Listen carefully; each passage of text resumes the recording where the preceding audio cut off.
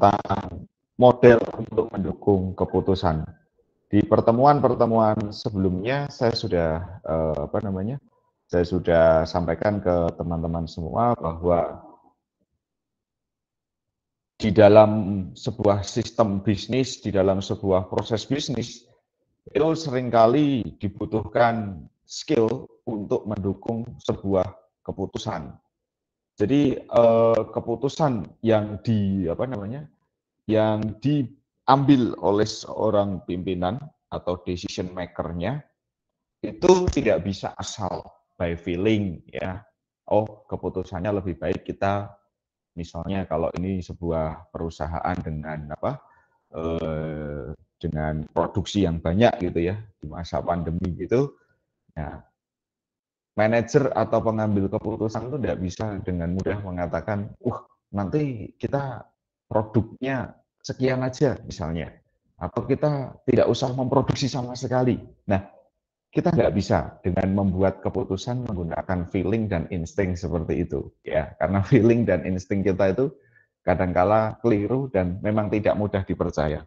Banyak orang menderita karena feeling dan instingnya nggak pernah tepat, gitu ya. Termasuk dalam kehidupan sehari-hari, dalam kehidupan kita sehari-hari seringkali kita itu sulit sendiri hidup kita hanya gara-gara kita terjebak oleh feeling kita, terjebak oleh perasaan kita. Orang lain tuh nggak seperti yang kita feeling ya, nggak seperti yang kita pikirkan atau bayangkan. Tapi sekali lagi karena kita itu berpikir jauh dari apa yang orang lain pikirkan, maka akhirnya kita tersiksa dengan pemikiran kita sendiri. Karena itu feeling itu jangan mudah dipercaya teman-teman. Apalagi Anda anak jurusan IT ya, katanya berbasis data dan fakta untuk menghasilkan informasi. Anda anak yang segala sesuatunya reasonable ya, data dan faktanya seperti apa, saya olah, saya bisa menghasilkan sebuah keputusan kan seperti itu ya. Jadi sebuah pelajaran berharga untuk teman-teman semua. Mulai sekarang jangan jadi orang yang baperan, jangan jadi orang yang dikit-dikit perasaannya main atau perasaannya menyiksa kalian. Ya, kalian dididik di sini di jurusan IT gitu kan, terbiasa dengan variabel X, Y, ya semua berbasis data.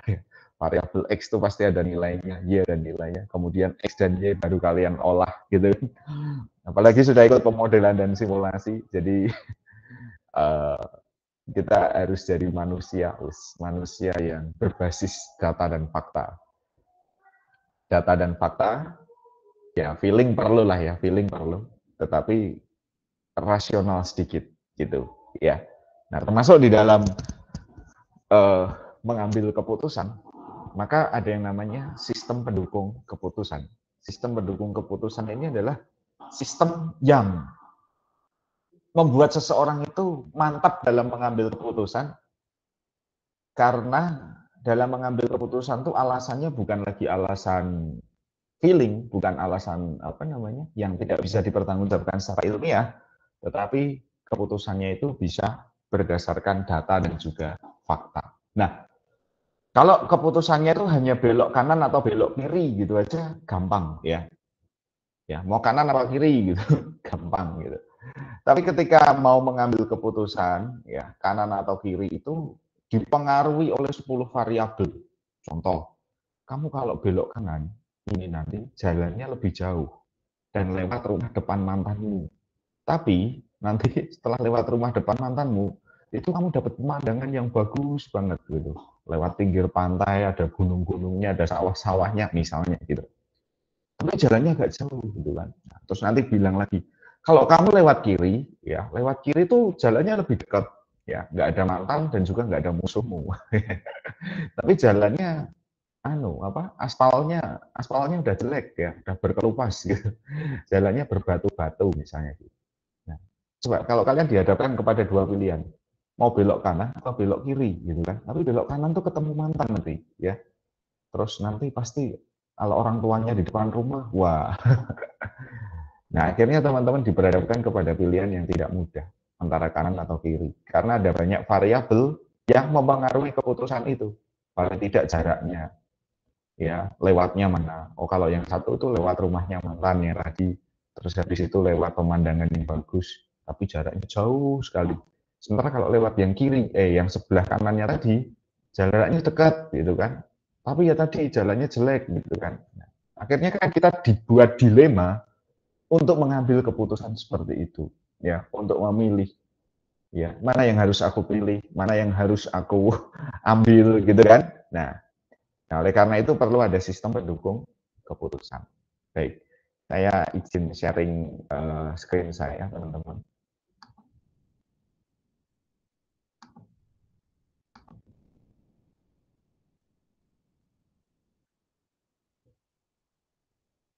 Ya, kali ini kita akan, ini PowerPoint saya sudah kelihatan ya?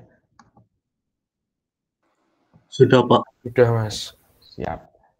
Nah, kita akan membahas tentang multi-attribute decision making, atau yang biasa dikenal MIDM, ya kan?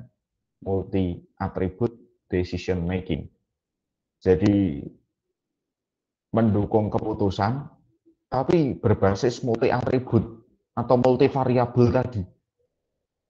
Mau ngambil keputusan, tapi susah sekali, karena variabelnya banyak sekali. Sehingga pertimbangan mana yang baik, yang mana, yang jelek, yang mana itu nggak sekedar hanya 2 buah pertimbangan baik dan benar gitu kan, tapi banyak sekali variabel-variabel. Contoh selain jalannya bagus, selain jalurnya pendek, misalnya tadi ya harus lewat apa? Lewat kuburan tengah malam misalnya, atau tadi lewat rumahnya mantannya gitu kan. Wah, takut sama apa? Papa mamahnya mantannya karena pernah melukai hati anaknya, misalnya seperti itu ya. Terus yang kedua kalau lewat jalan yang satunya itu misalnya ya apa harus bayar ini apa bayar apa itu yang tukang nyebrangin di pertigaan itu misalnya. Wah, jadi banyak sekali atribut-atribut atau kriteria-kriteria dalam mengambil keputusan. Nah tadi milih jalan lewat kanan atau kiri itu sekedar contoh sederhana aja. Tetapi di dalam bidang bisnis, bidang sistem informasi, maka dalam mengambil keputusan itu tidak lagi sekedar mau belok kanan apa belok kiri gitu ya, tidak ya, tapi perlu ada satu kemantapan ya. Belok kanan tapi sign-nya ke kiri ya, belok kiri tapi sign-nya ke kanan. Ini adalah sebuah ketidakmantapan ya. Harapan saya teman-teman di sini yang cewek-cewek yang ada di yang ada di kelas ini, suatu hari kalian jadi mak-mak ya, kalian harus jadi mak-mak yang mantap ya. Belok kanan ya sign-nya harus ke kanan, belok kiri ya sign-nya ke kiri lampunya ya. Jangan galau, jangan gelisah, Anda sudah terdidik di dalam multi attribute decision making. Baik, nah teman-teman yang akan kita bahas pada pertemuan kali ini adalah satu algoritma namanya SAW ya, Simple Additive Weighting. Nah, jadi ini adalah sebuah algoritma yang biasa digunakan dalam MADM ini ya. Nah, banyak algoritma-algoritma lain selain ini SAW ini. Ada WP nanti, Weighted Product. Ada juga TOPSIS. Ada juga AHP, Analytic Hierarchy Process. Nah, itu semua adalah algoritma-algoritma yang digunakan di dalam mengambil sebuah keputusan. Poin A punya algoritma sendiri, poin B punya cara sendiri, poin C punya cara sendiri, AHP punya cara sendiri. Tetapi masing-masing dari cara-cara itu mempunyai goal yang sama. Goal-nya adalah untuk menentukan atau merekomendasikan kamu sebaiknya pilih ke kanan atau ke kiri. Ya, seperti itu. Nah, baik, sekarang kita akan main ke SAW ya, atau SAW atau Simple Additive Weighting. Metode SAW itu sering juga dikenal dengan istilah metode penjumlahan terbobot. Jadi kata kuncinya teman-teman di sini ada penjumlahan terbobot. Ya, saya cetak merah. Nah, secara sejarah ini adalah mencari penjumlahan terbobot dari rating kinerja pada setiap alternatif dari semua atribut. Ya, jadi mencari ranking dan juga ratingnya. Ya. Jadi banyak atribut, kemudian nanti dipilih ranking dan ratingnya yang paling bagus yang mana. Nah, metode ini membutuhkan proses normalisasi. Nah, ini yang saya cetak biru. Ciri yang pertama dia adalah menjumlahkan bobot, yang kedua dia adalah menormalisasi ke dalam bentuk matriks keputusan ke suatu skala yang dapat dibandingkan dengan semua rating alternatif yang ada. Jadi tujuan dari normalisasi nanti adalah supaya bisa membandingkan dengan kesetaraan yang sama. Contoh, ada variabel, misalnya variabel jumlah mahasiswa. Jumlah mahasiswa itu satuannya apa? Angka, ya. Angka, misalnya 10 mahasiswa, 20 mahasiswa, 1000 mahasiswa, itu angka. Variabel kedua, misalnya adalah nilai mahasiswa. Nilainya ada A, ada B, ada C, ada D. Nah, sekarang ketika kita mau mengcombine atau menggabungkan, yang pertama adalah jumlah mahasiswa, yang satuannya angka, yang kedua adalah huruf A, B, C, D, E. Maka ketika dikombin kan nggak bisa, dikombinasikan kan nggak bisa. Maka dibutuhkan normalisasi supaya bisa dibandingkan. Gitu. Nah, formulanya, ini kunci formulanya teman-teman, untuk normalisasi, itu adalah kalau kalian mau mencari benefit atau keuntungan, maka X dibagi nilai max-nya. Sedangkan untuk mencari biaya atau cost, minimal dibagi X-nya. Ini rumus. Penerapannya gimana? Nanti saya jelaskan, tenang dulu. Jangan bingung dulu, jangan gelisah dulu. Ini kita belajar konsepnya dulu, belajar rumusnya dulu. Ya, nanti kalau rumus sudah oke, baru setelah itu kita akan masuk ke contohnya, biar kalian lebih jelas. Jadi kalau benefit itu misalnya gini, mau mencari yang paling apa misalnya, paling pinter, ya paling pinter. Kalau paling pinter itu kan berarti nilai yang paling tinggi, ya enggak teman-teman? Nah itu yang dapat ranking paling bagus gitu. Tetapi misalnya mau memberikan bantuan, berarti dia mencari nilai yang paling rendah, misalnya bantuan untuk apa bansos kayak kemarin ya di era COVID ini kan ada yang namanya bansos, bantuan sosial, mau diberikan ke yang penghasilannya rendah. Nah, berarti dicari yang penghasilannya paling rendah, ngerti ya? Berarti itu nanti modelnya adalah model cost ya atau biaya. Sementara kalau model mau mencari yang paling tinggi atau benefit tadi mau mencari yang paling berprestasi, berarti cari nilai yang paling tinggi. Yang nilai pemodelannya paling tinggi siapa? Yang nilainya 100 siapa? Itu masuknya ke yang benefit. Sementara tadi mau mencari yang paling rendah untuk jadi juara satu penerima bansos misalnya. Nah, itu berarti masuknya ke yang cost. Jadi bisa membedakan ya antara benefit dan juga cost. Oke. Kalau belum paham nanti kita sama-sama lihat di contoh. Nah, ini terakhir itu adalah nilai preferensi untuk setiap alternatif itu nanti adalah W itu bobot kali R itu normalisasinya, kemudian dicari sigmanya atau rata-ratanya. Ya. Nilai yang lebih besar mengindikasikan alternatif A1 lebih terpilih. Jadi nanti V, ya nilai V yang paling tinggi itu nanti yang paling bagus. Gitu. Nah sekarang kita masuk ke contoh teman-teman. Ya contoh. Nah ini mohon yang kurang memperhatikan, ayo segera diperhatikan karena kita masuk ke studi kasus. Supaya ketika nanti misalnya ada contoh soal kalian bisa mengerjakan. Ya teman-teman yang sambil rebahan bangun sebentar lihat layarnya ya jadi kita akan lihat sama-sama contohnya. Contoh 1 ya, suatu institusi perguruan tinggi akan memilih seorang karyawan untuk dipromosikan sebagai kepala unit sistem informasi. Jadi ada kasus ya, pemodelan itu bermula dari kasus ya teman-teman ya. Kasusnya adalah ada universitas. Nah, di universitas itu ada sebuah unit atau departemen, namanya Departemen Sistem Informasi, yang ngurusi software-software yang ada di kampus itu. tempat kita namanya BTSI ya, yang ngurusi email student, yang ngurusi siasat ya, yang ngurusi macam-macam pokoknya terkait dengan sistem aplikasi di universitas itu. Nah, universitas itu sedang cari kepala unitnya. Siapa nih yang cocok jadi kepala unit ya. Nah, akhirnya ada 4 kriteria yang digunakan untuk melakukan penilaian. 4 kriteria ini bisa saya tulis sebagai atribut, bisa juga saya tulis sebagai variabel.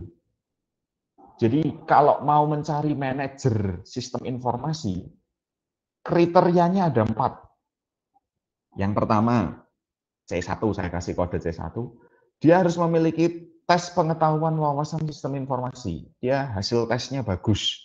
Tes tentang komputer, tes tentang sistem informasi, database, dan lain-lain harus bagus. Ya. Yang kedua, dia juga harus bisa praktek instalasi jaringan komputer. Oh, networking-nya bagus. Yang ketiga, dia punya tes psikotes atau tes kepribadian bagus juga. Nah, ini yang terakhir ada tes pengetahuan agama, misalnya demikian. Ya. Nah, kriterianya bisa nambah lagi, bisa TWK misalnya, yang lagi geger di KPK, tes wawasan kebangsaan ya, untuk menunjukkan bagaimana cinta tanah airnya seseorang, misalnya dites pakai itu. Nah, kriteria ini ditentukan oleh stakeholdernya atau oleh orang yang mengambil keputusan tadi. Misalnya pusatnya kampus ya, rektornya yang mau mengambil keputusan pengangkatan kepala unit sistem informasi tadi. Gitu. Jadi kalau nanti kalian mau ambil studi kasus untuk tugas akhirnya di pemodelan ini tentang SAW, maka beberapa syarat yang harus kalian miliki adalah harus ada kriteria. Nah, kriteria ini dari siapa? Kriteria ini bisa dari sumbernya. Saya tulis di notepad sebagai resum dari SAW, supaya nanti kalian bisa memperhatikan ya. Kalau kalian mau bicara SAW, maka langkah pertama itu kamu harus punya kasus, ya, kasus atau keputusan apa yang akan diambil gitu ya. Kasus dalam kurung keputusan apa yang akan diambil. Oke. Setelah kasus, apa yang harus kita definisikan, teman-teman? Ada yang mau jawab? Silahkan open mic. Setelah ada kasus, kita harus mendefinisikan. Di slide ada itu. Kriteria, Mas. Betul, kriterianya harus ada. Jadi mendata kriteria gitu aja ya, saya tulis ya, kriteria. Atau saya kasih inisialisasi C. Ya, terserah. Mau dari C1 sampai C100 pun nggak masalah. Karena memang untuk mengambil keputusan itu, misalnya ada 100 kriteria atau variabelnya. Gitu ya. Jadi yang pertama harus ada kasus, yang kedua harus ada kriteria yang digunakan. Kasusnya apa? Mau milih calon manajer yang pas. Kriterianya apa? Ada 4 tadi, misalnya seperti itu. Nah, selanjutnya setelah nomor 2 kriteria, maka masuk ke nomor 3. Pengambil keputusan harus memberikan bobot, namanya aja bobot ya. Nah, bobot weighting ini untuk setiap kriteria. C1 35%. C1 tadi apa? C1 adalah tes pengetahuan tentang sistem informasi. C2 adalah praktek jaringan. Dikasih bobot 25%. C3 25%, C4 yang tes keagamaan tadi 15%. Nah, pertanyaan yang kedua, siapa yang menentukan bobot ini? Sekali lagi, yang ingin mengambil keputusan. Dari 4 kriteria ini, itu harus dibuat bobot. Bobot itu gini, yang paling besar itu berarti adalah pertimbangan yang paling utama.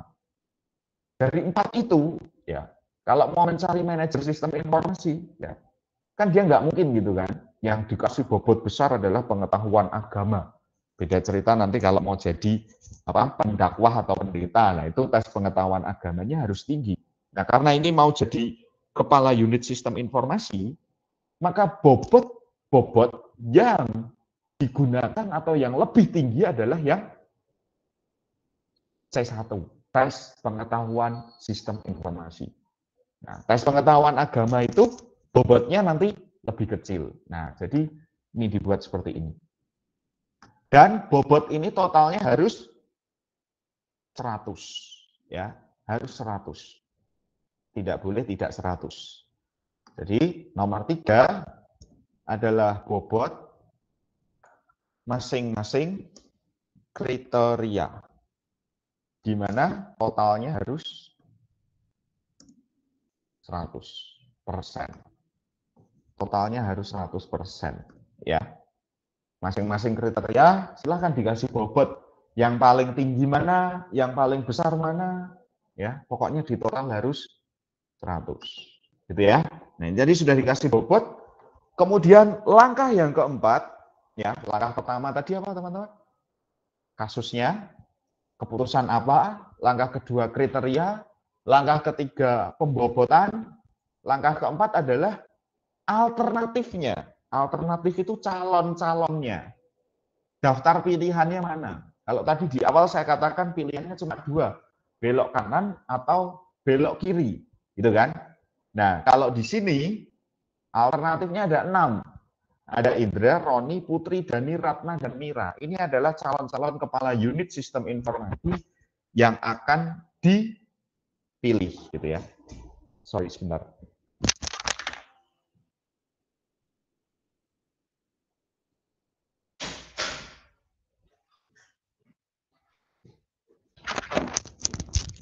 Oke, saya ulang. Kita punya 6 orang yang akan kita pilih, gitu kan. Saya mau pilih Indra, Roni, Putri, Dani, Ratna, atau Mira untuk jadi manajer. Berarti poin yang keempat adalah kandidat yang dipilih, yang akan dipilih. Atau istilahnya adalah atributnya. Kandidat atribut. Atribut. Apa ini namanya? Alternatif atribut. Alternatif. Jadi ada C tadi kriteria, A itu adalah alternatif. Ini langkah-langkah yang harus disiapkan ketika kita akan menggunakan SAW. Jadi tahap persiapan, ya. Tahap persiapannya harus ada 4 ini. Kalau tidak ada yang dialternatifkan, ya buat apa kita membuat pendukung keputusan. Baik, kita masuk contoh berikutnya, teman-teman. Nah, ini adalah nilai alternatif di setiap kriteria, ya. Jadi nilai-nilainya seperti ini. Ini C tadi kan kriteria. Kriteria kita kan ada 4. Ini tadi tes sistem informasi, ini tes jaringan, C3 ini tes kepribadian, C4 tadi tes keagamaan. Ini nilainya 70, 50, 80, 60. Adalah Roni, Indra, Putri, Dani, Ratna, dan Mira. Ini calonnya. Berarti ini tahap persiapan, ini masuk tahap perhitungan gitu aja. Ya, tahap perhitungan. Oke, poin 5 di tahap perhitungan ini adalah nilai kriteria dari masing-masing alternatif harus ada. Ya, nilai kriteria dari masing-masing alternatif harus ada. Nilainya Indra berapa, nilainya Roni berapa, dan seterusnya dari C1 sampai C4 lengkap. Gitu. Nah, langkah berikutnya setelah nilainya ada, kita masuk ke algoritmnya yang namanya normalisasi. Nah, normalisasi tadi notasinya adalah R, tadi sudah saya sebutkan. Rumusnya tadi nih ya, teman-teman ya, yang di layar Anda ini, dibagi menjadi 2, keuntungan dan biaya. Kalau keuntungan itu adalah X-nya atau nilainya, ya, dibagi nilai maksimal dari X-nya. Kalau mencari biaya, mencari biaya atau mencari yang rendah, maka minimal dibagi X-nya, gitu ya. Nah, X itu ini tadi, ini saya kasih X ya, ini X. Jadi X itu adalah nilai kriteria dari masing-masing alternatif. Tadi A, ini X. Nah, berikutnya adalah normalisasi. Normalisasi notasinya R. Ini. Nah, normalisasi karena kita mau mencari calon manajer ya dengan nilai yang seperti ini tadi. Berarti kita mau ke benefit atau cost, teman-teman. Mau cari yang benefit atau cost? Benefit, Mas. Benefit ya, karena kita mau cari yang nilainya paling tinggi. Kita mau cari yang nilainya paling bagus, ya enggak? Makanya dia gunakan rumus yang benefit. Ya, benefit adalah X dibagi max-nya. Nah, maksudnya seperti apa? Seperti ini. Nah, Anda lihat di sini ada R11. R11 itu ini. Indra 70, ya. R21 itu adalah ini 70, 50, 85 itu ini teman-teman, yang apa ini? Yang turun ke bawah ini. Dari kriteria ini nilai maksimalnya mana? Nilai yang paling tinggi yang mana? Gitu kan? Nah, 70, 50, 85, 82, 75, 65. Yang paling tinggi kan 85. Nah, makanya nanti 70 dibagi 85. Ketemu 82. Nah, semua nilai nanti akan di apa namanya? Dibagi dengan nilai normalisasinya. Ya, 70, 70, 50. Oh, ini enggak urut ya. R11 70. R12 itu 50 itu yang mana ini ya? Nah, ini. Kalau ini berarti dibagi dengan ya apa namanya? Kolomnya itu, kriteria itu yang paling tinggi yang mana nilainya, gitu kan? Ini ya. Ini ya, 50, 60. Nah, ini dibagi. Nah, ini namanya normalisasi. Jadi di normalisasi ini yang perlu dilibatkan di tahap normalisasi ini adalah nilai X-nya harus ada, kemudian nilai max-nya. Max dari kriterianya. Ya. Kalau nggak max ya berarti min-nya tadi. Tergantung dia mau benefit atau cost-nya. Temu. Oke, sampai di sini paham dulu teman-teman, atau ada yang mau ditanyakan? Silakan. Yang mau bertanya boleh. Aman ya, pemahamannya bisa dipahami ya penjelasan saya tadi.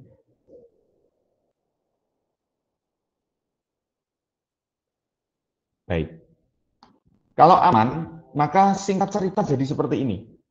Ini tahu ya, hasil normalisasi, matriks normalisasi ini dapatnya dari mana, ngerti ya teman-teman ya? Ya dari nilai ini tadi. Nilai awalnya gini, 70, 50, 80, 60. Nah ini kan nggak bisa dibandingkan orang tadi, seperti yang saya bilang tadi gitu kan, jumlah mahasiswa dengan nilai mahasiswa kan nggak bisa dibandingkan. Makanya harus dinormalisasi ke dalam bentuk yang seragam. Nah seragamnya kan seperti ini. Nah, akhirnya nanti setelah semua masuk ke tahap normalisasi jadi seperti ini. Ya, ini sesuai baris dan kolom yang ada di tabel ini tadi. Gitu. Nah, ketemu tuh 0,82, 67, 94, 71, 059, 80, 96, 82, 1 dan seterusnya. Ini hasil normalisasinya. Nah, langkah berikutnya setelah dinormalisasi, maka proses rankingan dengan menggunakan bobot yang telah diberikan oleh pengambil keputusan. Ya, ini ada W bobot 0,35, 0,25, 0,25, 0,15. Ini bobot yang ini tadi. Nah, yang ini tadi. Kalau ini kan dalam bentuk persen ya, dalam bentuk persen. Nah, kalau di sini tadi sudah dalam bentuk desimal ya. Sudah dibagi 100. Jadinya ada 035, 25, 25, 15. Kalau yang bentuk persen di total harus 100 ya. Kalau ini di total dalam bentuk 0, sorry, di total berarti dalam bentuk 1 ya. Ini tambah ini, tambah ini, tambah ini harus jadi 1. Jadi tahap berikutnya setelah nomor 6, nomor 7 adalah perankingan. Nah, perankingan ini ya atau pemeringkatan ini caranya adalah masing-masing baris 0,82, 067, 094, 071 ini punyanya siapa ini? Baris pertama tadi. Punyanya Indra. 059, 080, 096, 082 itu punyanya Roni. Baris 2. Nah, sekarang di ranking. Masing-masing dikalikan dengan bobotnya. 0,82. Ini kan tadi kriteria pertama tes sistem informasi, saya kasih bobot 35%, kita dikalikan ini. Sampai yang V6. Sampai alternatif ke-6, orang ke-6 dikalikan ini semua. Kemudian ditambah dengan yang 0,25 dikalikan nilai normalisasi masing-masing. Ya. Jadi singkat cerita, kalau di rankingan ini yang harus ada adalah R dan bobot. Ya, bobotnya harus ada digunakan di sini. Bobot yang nomor 3 tadi. Ya, R dan bobotnya harus ada. Nah, ketemu nih teman-teman. 0,796, 770, 900, 909, 939, dan 784. Nah, dari angka ini tadi, ini adalah semua angka ini adalah range-nya dari 0 sampai 1, maka kesimpulannya adalah nilai terbesar pada alternatif V5 sehingga A5 adalah alternatif yang terpilih sebagai alternatif yang baik. Dengan kata lain, Ratna akan terpilih sebagai kepala unit sistem informasi karena V5 Ratna ini di sini. Gitu. Sorry. Nah ini 0,939 ini kan yang paling tinggi. Nah maka dari itu si manajer atau si pengambil keputusan tadi punya rekomendasi. Rekomendasi apa? Rekomendasi kira-kira dari kombinasi dan normalisasi 5 calon yang akan saya angkat itu yang paling tinggi adalah V5. Nomor 2 adalah V4. Nomor 3 adalah V3. Oh, berarti ini adalah calon-calon, tiga orang ini adalah calon yang terkuat. Misalnya seperti itu. Nah, apakah terus ini digunakan sebagai keputusan? Tidak. Karena namanya aja sistem pendukung. Pendukung itu apa, teman-teman? Ya hanya mendukung aja. Keputusan di mana? Ya di manajernya. Dan di orang dalam. Dan di titipan, ya. Jadi, saya mau sampaikan ke kalian, ya. Kayak gini nih hanya sekedar memberikan rekomendasi, tapi keputusan tetap di pimpinan tadi, ya, dengan faktor-faktor lain yang tidak bisa dikalkulasi. Faktor lain yang tidak bisa dikalkulasi apa contohnya? Titipan orang dalam, kerabatnya, anaknya, ya, saudaranya, ya kan. Nah, itu kriteria lain atau mungkin ada swapnya, ya kan lagi itu diberitakan banyak tuh ya, jual beli jabatan dan lain-lain. Nah itu nggak bisa masuk kalkulasi SAW, masuk ketahuan inspektorat auditornya nanti wah jadi masalah gitu kan. Ini kriteria memilih kepala dinasnya apa? Ada satu variabel apa? Saudara atau tidak, kan? Terus beli jabatannya berapa? Nah, ketahuan KPK nanti ya. Nah, jadi sekali lagi sebenarnya sistem itu baik teman-teman ya. Sistem itu tidak akan merusak moral manusia ya, manusia yang korup ya, manusia yang kolusi, nepotisme. Itu sistem sebenarnya nggak bisa bertoleransi dengan itu. Jadi dengan adanya sistem teknologi informasi itu praktek KKN di dalam pendukung pengambilan keputusan itu sebenarnya sudah nggak bisa lagi gitu kan. Tapi sekali lagi yang namanya sistem itu di bawah manusia. Manusia itu punya nafsu, manusia itu punya keinginan yang tidak baik, ya. Sehingga sistem aja bisa diakali, ya enggak? Hasil nilai tesnya yang paling tinggi V5 gitu kan. Tapi karena V6 ini adalah saudara dekat saya, ya. Akhirnya V6 ini yang dipilih, misalnya seperti itu. Nah itu di luar sistem. Jadi dari sini kita dapat satu pelajaran moral, yes. Jadi satu pelajaran moral ya. Sistem komputer, kalian anak IT, kalian anak yang terbiasa dengan sistem, tidak terbiasa dengan jalur konspirasi, jalur belakang, dan jalur-jalur yang lainnya. Ya, tanamkan di hati kalian. Ya, pola pikir kalian, kalian manusia. Betul, kalian manusia, tapi kalian punya sistem thinking, kalian punya pemikiran sistem yang menyelesaikan segala sesuatu berdasarkan data dan fakta, menyelesaikan segala sesuatu secara algoritma, ada urut-urutannya, dan ini tadi, ya, belajarlah elegan dengan mengikuti sistem, ya, tanpa harus ngotak-atik dengan angka-angka yang di luar tadi. Jadi pesan buat kalian nanti suatu hari kalian jadi pejabat di daerah kalian, ya jadilah orang-orang yang taat pada sistem, nggak usah main di belakang. Ya, kita hidup hanya sekali, jangan pernah bermimpi menjadi kaya raya dengan jalan yang tidak benar. Ya, menjadi kaya, menjadi sukses itu nanti auto terjadi kalau kalian setia dengan proses gitu. Oke, itu contoh yang pertama. Adakah pertanyaan dulu dari 7 proses ini tadi, teman-teman? 7 proses atau 7 algoritma. Ini kalau kalian gambar pakai flowchart juga bisa, tapi ini saya tulis di notepad aja, jadi ada tahap persiapan dan tahap perhitungan. Tahap persiapan terdiri dari penentuan dulu apa yang akan diambil keputusannya, kemudian kriterianya apa, dan yang ketiga adalah bobot dari masing-masing kriterianya itu apa. Nah, masuk ke tahap perhitungan, maka perlu diundang kandidat-kandidat yang akan dipilih, alternatifnya, plus nilainya. Jangan hanya alternatif aja. Ya, datanglah si Indra Roni tadi, tapi tanpa nilai. Ya, nggak bisa. Ada nggak seperti itu? Ada, ya. Jadi tanpa nilai, tanpa berkas, bisa melenggang maju. Nah, itu tadi orang ya manusia yang tidak berpikir secara sistem, gitu ya, mengambil keputusannya tidak berdasarkan nilai atau sesuatu yang ada. Makanya perlu poin 5, nilai kriteria dari masing-masing. Setelah itu poin 6, ini masuk ke algoritmanya, jangan lupa dinormalisasi. Ya, dinormalisasi. Dan contoh terakhir, tahap terakhir adalah di ranking. Oke, saya buka dulu termin kesempatan bagi teman-teman yang ingin bertanya. Atau yang mau discuss juga boleh, atau mungkin ada kasus apa yang bisa diambil dari contoh ini, gitu ya. Kira-kira ada bayangan ya teman-teman ya.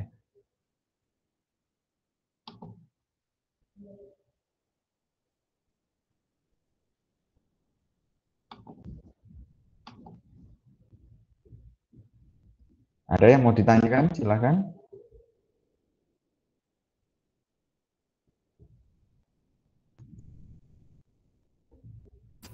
Aman, Mas. Aman ya, oke. Baik, kalau aman saya terima kasih.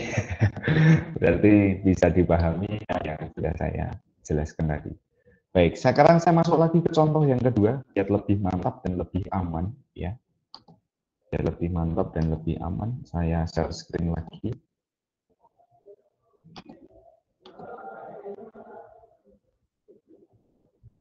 Contoh yang kedua. Nah, contoh yang kedua ini teman-teman, perusahaan makanan ringan XYZ akan menginvestasikan sisa usahanya dalam 1 tahun. Ya, beberapa alternatif investasi akan diidentifikasi, kemudian pemilihan alternatif terbaik ya untuk keperluan investasi dan peningkatan kinerja. Nanti yang ini kalian pelajari aja, contohnya sama mirip dengan yang tadi. Nanti saya kasih slide-nya. Nah, saya masuk ke contoh yang ketiga saja langsung, yang lebih berbeda kasusnya. Adalah contoh prioritas pembangunan jalan. Jadi di sebuah kampung atau di sebuah kelurahan itu ada anggaplah sekian jalan, 5 jalan. Dari 5 jalan ini, pemerintah itu akan secara bertahap membangun jalan itu. Artinya nggak langsung semua dibangun 5-5-nya gitu, enggak. Tapi mau dipilih mana dulu untuk tahun ini, mana dulu untuk tahun berikutnya, dan tahun berikutnya. Ya, gitu. Nah, dalam memilih tadi, maka perlu mengikuti kaidah-kaidah atau aturan yang ada di sini. Kasusnya adalah memilih jalan mana yang akan dibangun duluan, gitu kan? Kemudian poin kedua, harus ditentukan kriterianya. Kriteria jalan yang layak atau yang akan dibangun itu yang gimana kriteria-kriterianya. Pilih semua. Misalnya jalan itu jalan yang tidak buntu misalnya. Jalan itu jalan yang sering dilewati oleh banyak orang misalnya. Itu kriteria. Dan setelah itu dibobotkan mana yang paling tinggi, mana yang paling rendah. Nah, kemudian nanti masuk ke tahap perhitungan seperti yang tadi. Ya, baik. Mengikuti proses ini, 7 proses ini, saya sudah siapkan di Excel.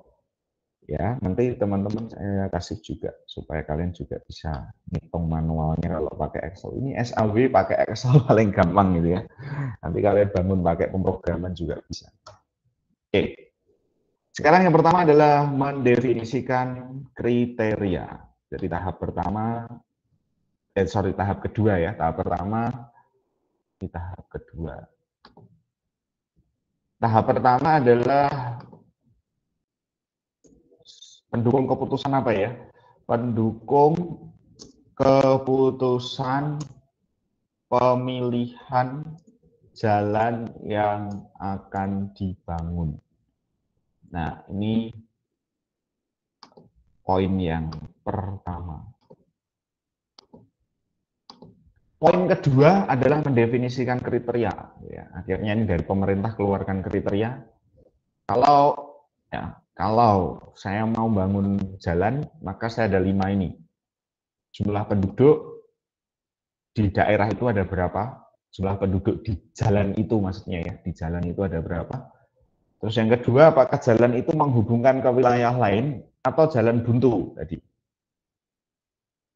Terus di sepanjang jalan itu ada UMKM enggak ya? UMKM itu usaha mikro kecil menengah ya, pengrajin apa dan seterusnya gitu kan, atau jual makanan apa ya, atau ada tempat nongkrong, angkringan dan seterusnya kalau di Jawa itu kan gitu ya. Kemudian yang keempat adalah ada nggak sih di situ jumlah fasilitas umum ya, misalnya ada tamannya, taman bermainnya enggak di situ. Kemudian di situ ada lapangannya enggak, gitu kan? Nah, itu fasilitas-fasilitas umumnya. Kemudian jumlah kendaraan di daerah tersebut. Jadi orang-orang di kampung situ itu jumlah kendaraannya berapa? Jumlah total kendaraannya. Wah, ada motornya ada 50 motor misalnya di sana. Ada 3 mobil. Nah, itu semua dijadikan kriteria. Nah, setelah kriteria, tadi poin ketiga adalah bobot atau masing-masing dari kriteria. Totalnya harus 100%. Nah, ini saya tulis di sampingnya, berarti nomor 2 dan nomor 3. Nah, nomor 2 dan 3 ada di sini ya. Jadi jumlah penduduk itu 40%, saya kasih bobotnya misalnya. Menghubungkan ke wilayah lain itu saya kasih 30%. Jumlah UMKM-nya 10%, jumlah fasilitas umumnya 10%, dan kendaraan di daerah tersebut 10%. Poin 2 dan 3. Nah, sekarang masuk ke tahap perhitungan dan juga atribut yang akan alternatif yang akan dipilih. Tapi sebelumnya, teman-teman, ini yang berbeda dengan cerita kita yang pertama tadi. Yang cerita yang pertama tadi lebih sederhana. Cerita ini ternyata dari masing-masing kriteria itu punya sub, ya, punya bawah atau punya kondisi. Nah, kondisi itu nantilah yang akan dibobotkan. Nah, ini namanya adalah kondisi. Kalau yang tadi kan nggak pakai kondisi, langsung aja dikalikan, gitu kan, dengan dengan nilai dibagi dengan nilai max dan minnya dan seterusnya.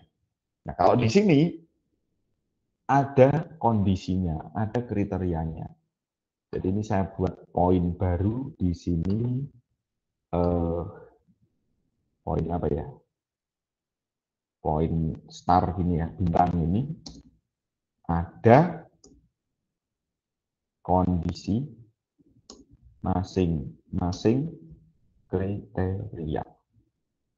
Nah, ada kondisi di masing-masing kriteria. Kondisinya gini, jumlah penduduk Kalau kurang dari 30 orang di jalan itu, maka diberi nilai 1. Kalau kurang dari 60, diberi nilai 2. Kalau lebih dari sama dengan 60, sorry, salah ketik.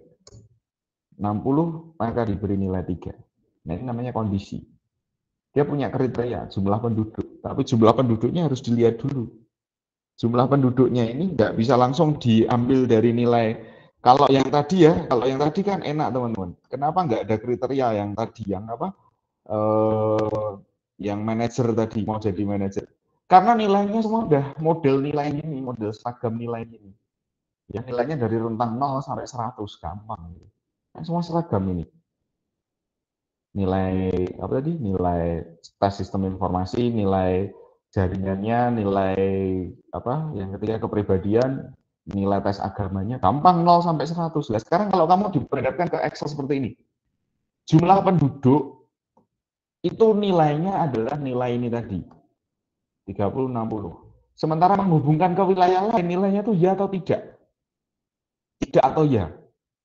Kan ini beda cerita lagi kan? Nah, maka dari itu perlu ada konversi. Konversi ke dalam bentuk poin penilaian. Jadi sekali lagi, kondisi masing-masing nilai atau kriteria ini adalah dilakukan jika apa namanya nilai bobot tidak seragam atau heterogen. Datanya heterogen. Kalau yang tadi kasus pertama kebetulan nilainya seragam semua. Nilai 0 sampai 100 gitu. Nah, sekarang di kasus yang kedua ini heterogen. Yang satu yang satu integer, yang satu string. Ya tidak. Nah, nanti jumlah UMKM angkanya kecil lagi, range-nya nggak sampai seperti jumlah penduduk. Ini ada kurang dari 2 aja udah dapat poin 1. Kurang dari 6 dapat poin 2, lebih dari 6 sudah dapat poin 3. Nggak ikut ini, kalau ini kan 60, ini 6. Gitu. Jumlah fasilitas umum juga sama. Nah, jumlah kendaraan itu juga beda lagi range-nya. Dia lebih dari 30 aja udah dapat poin 3. Sementara kalau kamu ikut yang di sini, ya baru dapat poin 2. Gitu kan. Nah, karena itu perlu ada yang namanya penilaian. Jadi kalau kamu nanti kurang dari 30, seragamnya 1. Kalau kamu kurang dari 60, seragamnya 2. Lebih dari 60, seragamnya 3. Heterogenitasnya diatasi dengan penilaian. Jadi, kenapa ada nilai? Untuk mengatasi heterogenitas data. Oke, jelas ya sampai sini? Jadi yang saya kasih tanda bintang ini adalah opsi atau pilihan. Ini terjadi di contoh yang nomor 3 yang barusan kita bahas. Terjadi karena nilai bobot sifatnya heterogen atau tidak sama nilainya.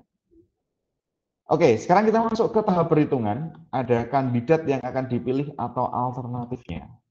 Kita masuk ke set 2 ini. Di set 2 ini saya punya perhitungan ya. Ini ngitungnya pakai Excel gampang sekali. Ya, di sini ya teman-teman ya. Ini poin nomor 4 ya. Poin nomor 4. Penentuan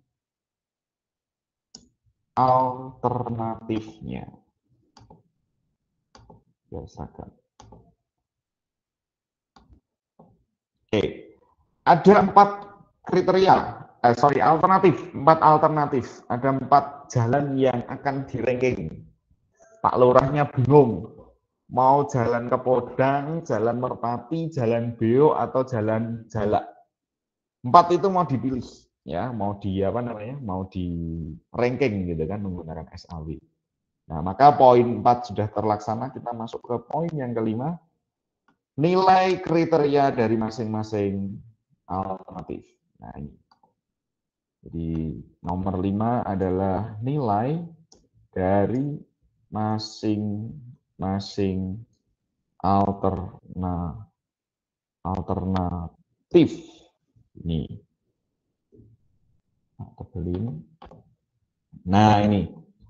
Ini kan saya kasih notasi A1 sampai A4 ya. A1 itu berarti jalan Podang, jalan Merpati, jalan Beo, jalan Jalak. Nah, ini hasil sensus pencarian data. Nah, nanti kalau kalian mau mengambil pemodelan seperti ini, selain ketemu dengan stakeholder-nya yang membangun rule seperti ini tadi, atau tahap persiapan ini, maka kalian juga harus mencari data tentang kondisi dan eh, apa fakta yang ada di lapangan ya.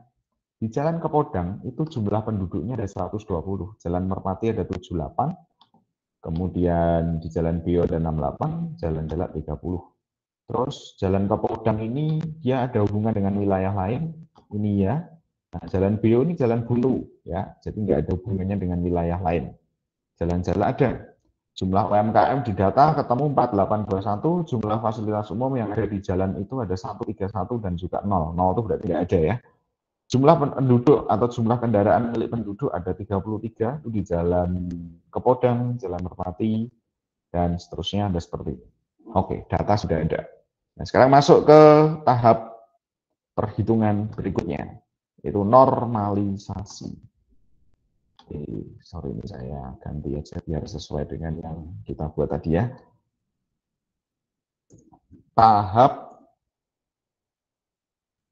Ini bukan tahap normalisasi teman-teman.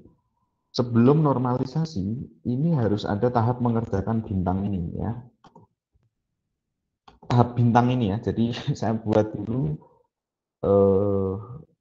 tanda bintang 2 ini aja. Tanda bintang 2 ya. Tanda bintang 2 itu ada di sini petunjuknya. Yang ini tadi tahap bintang 1 ya. Bintang 1 apa ini? Konversi ya. Konversi ke bentuk seragam atau data homogen. Homogennya dalam bentuk nilai.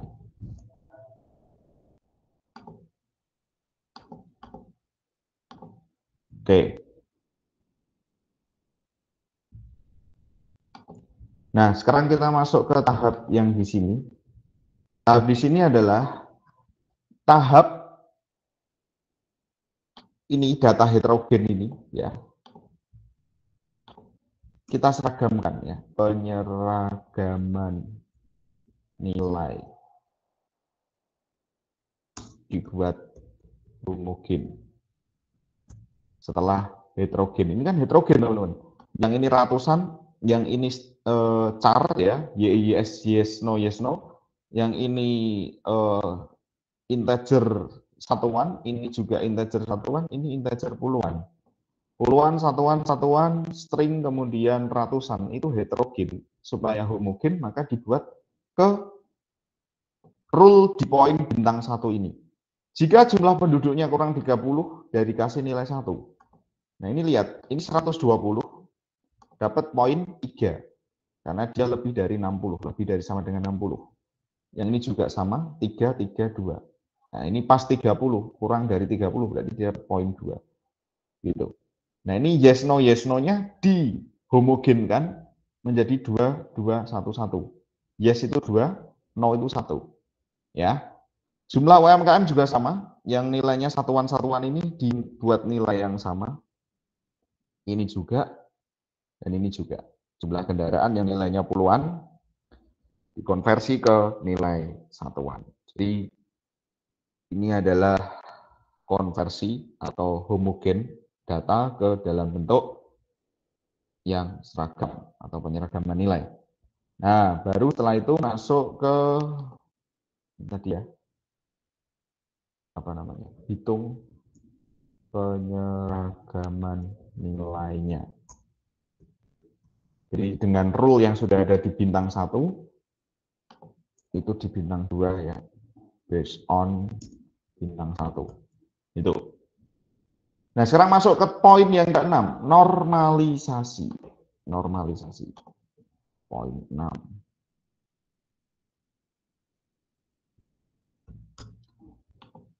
Kalau ini mau mencari apa namanya? Mau mencari daerah yang mau dibangun jalan. ya. Berarti kan kita harus mencari nilai benefitnya, ya. Ranking yang paling tinggi yang mana? Ranking tinggi jumlah penduduknya, ranking tinggi jumlah UMKM-nya, ranking tinggi jumlah hubungan dengan wilayah lain, jumlah fasilitas umum, dan juga jumlah kendaraan. Ya, yang paling tinggi itu nanti akan dibangun. Berarti kita menggunakan aturan benefit. Kalau aturan benefit tadi menggunakan max atau min, teman-teman? Max atau min? Max, Mas. Max, betul. Maka dari itu kita buat dulu ya nilai maksimal. Kalau di Excel gampang ya, nilai maksimal kan tinggal sama dengan max, terus mana yang mau dicari gitu kan. Nah ini, blok ini. 3, 3, 3, 2, 2, 2. Nah, maksimalnya ketemu 3. Ini juga 2. Ketemu ini semua. Udah. Nah, akhirnya dinormalisasikan. Normalisasi tadi, kalau max rumusnya adalah, max itu rumusnya adalah nilai homogennya dibagi maksimalnya. Ketemu gitu. 1 dibagi 3. 3 dibagi 3 ketemu 1. 3 dibagi 3 1. Nah, ini 2 dibagi 3 itu adalah 0,6. Demikian juga yang di sini seperti itu.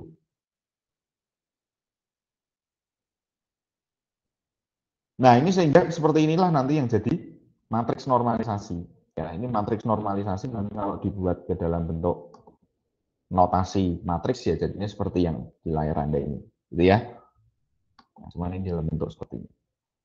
Oke, normalisasi sudah, kita masuk ke poin perengkingan, pemeringkatan. Ya, poin 7. Tahap perengkingan atau pemeringkatan.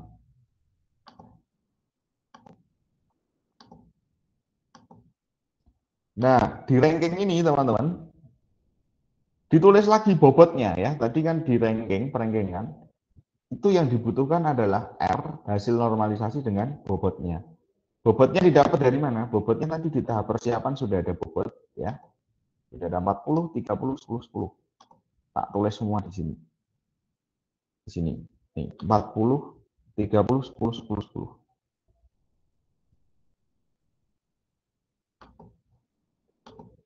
Ya, bobot. Nah, masing-masing hasil normalisasi dikalikan dengan bobotnya.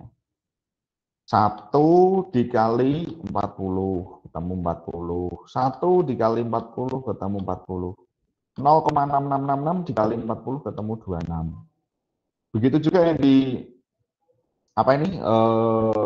kolom kedua dikalikan dengan bobotnya juga.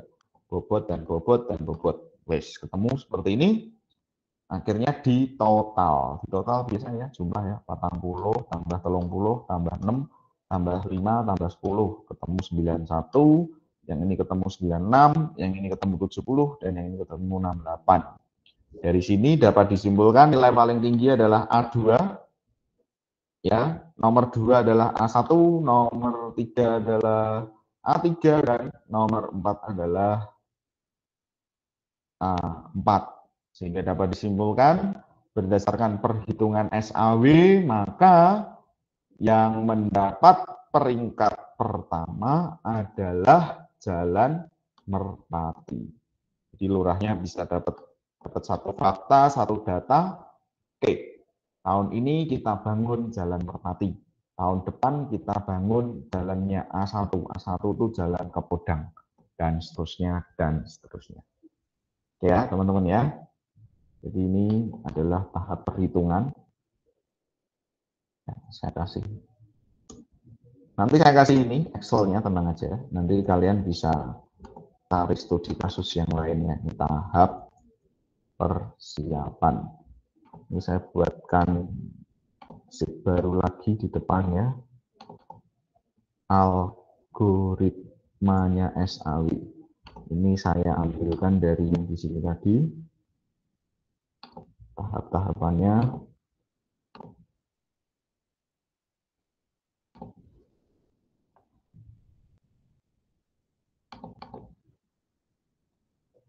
Nah, ini tahapannya tadi. Oke. Nah, save. Jadi kalian nanti punya algoritmanya, tahap persiapannya seperti apa, tahap perhitungannya seperti apa. Gitu ya, teman-teman ya. Oke, saya yakin cukup jelas ini tadi yang sudah saya sampaikan. Mungkin ada yang mau discuss atau bertanya, silakan. Boleh bertanya ke Pak? Ya, silakan Pius. Saya masih agak bingung untuk nilai max-nya atau nggak nilai min-nya. Jadi gimana caranya? Singkat aja Pak. Cara ngitung min max-nya, ya Iya, tinggal nilai max dengan min-nya. Itu aja ya Pak. tinggal dilihat datanya kan. Yang paling tinggi mana gitu kan. Nilai max kan berarti yang paling tinggi. Kalau min kan berarti nilai yang paling rendah. Dilihat aja datanya. Gitu. Itu beda cerita kalau tadi apa namanya? Beda cerita kalau kamu bingung menentukan itunya apa? Ini benefit atau cost gitu, atau yang mencari nilai max dan minnya yang bingung. Yang nyari nilai max dengan min-nya itu. No, tak share lagi ya.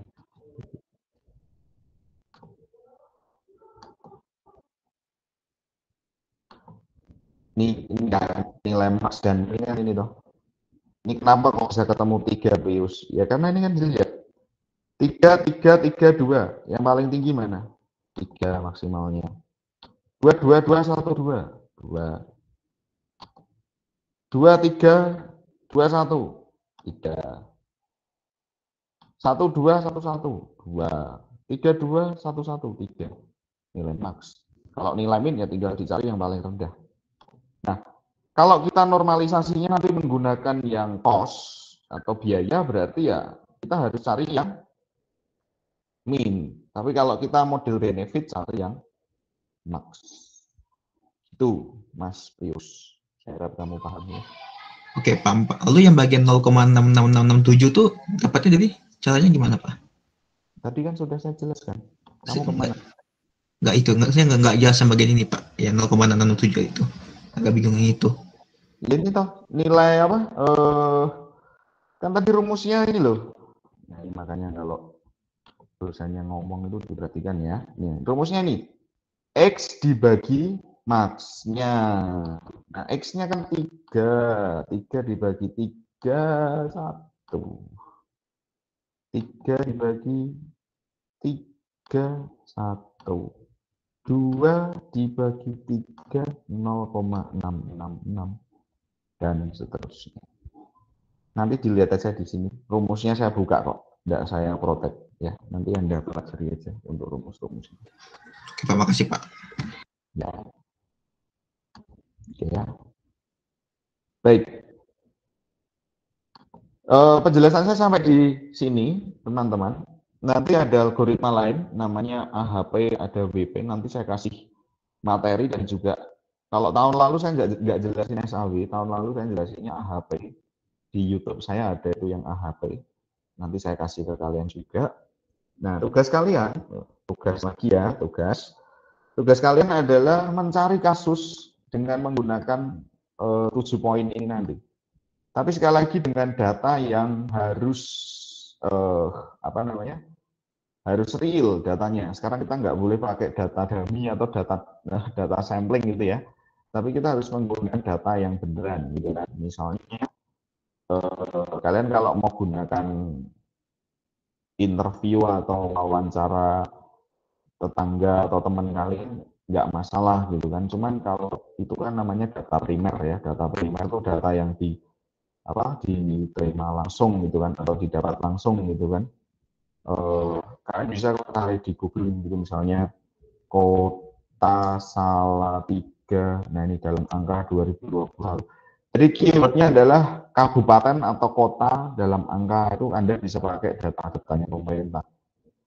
Ya, nanti Anda login terus nanti kalian unduh dia punya publikasi seperti ini. Ya, ini misalnya Kota Salatiga dalam angka tahun 2021. Itu isinya adalah data-data nyata, teman-teman ya. Data-data nyata itu misalnya gimana? Sebentar. Nah, ini loh misalnya banyaknya permohonan hak tanah, gampang aja ya. Ini banyak sekali data di sini nanti. Kalian bisa ngambil data apa aja. Jumlah sekolah, jumlah guru ya. Misalnya untuk sistem pendukung keputusan pemerataan bantuan sekolah atau pembangunan sekolah. Nah, di sini kan ada data-data nih. Per kecamatan ada Kecamatan Argomulyo, jumlah sekolah negerinya berapa, swastanya berapa, dan seterusnya. Nah, kalian bisa gunakan data-data yang dari BPS atau dari pemerintah daerah. Misalnya kalian studi kasus di daerah kalian, ada kabupaten di Indonesia ada. Ya, banyak sekali contoh-contoh data.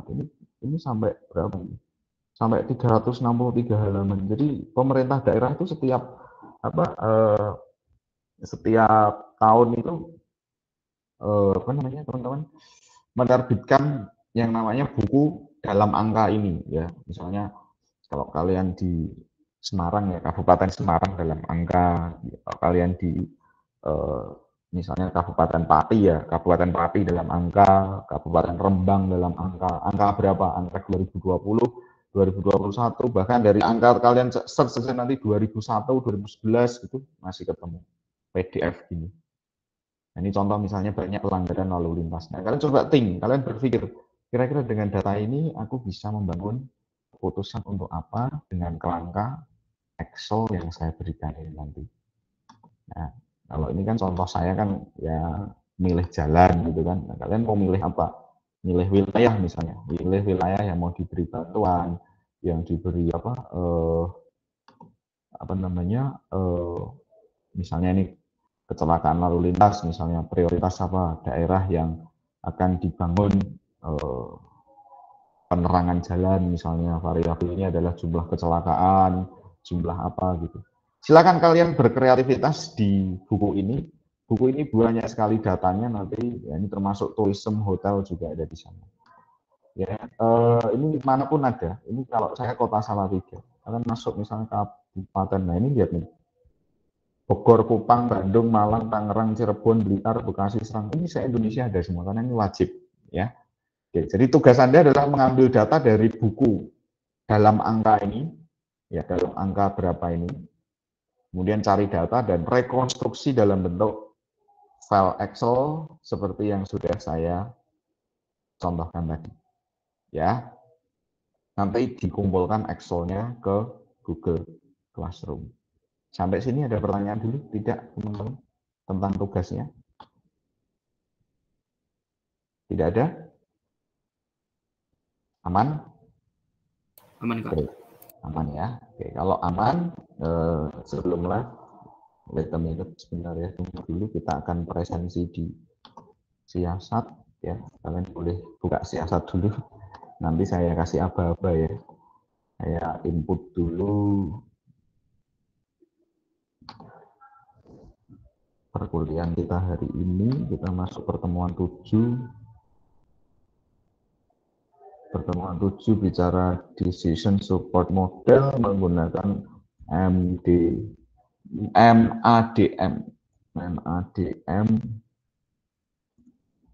SAW. Nanti materi saya upload di Classroom.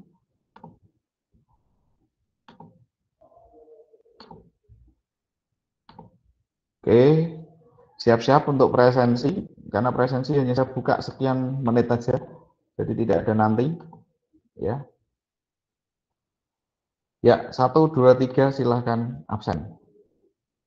Silahkan absen sekarang juga.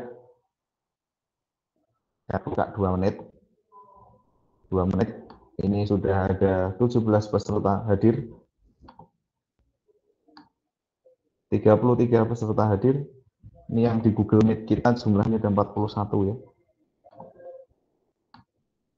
35. Yang lain silahkan segera presensi.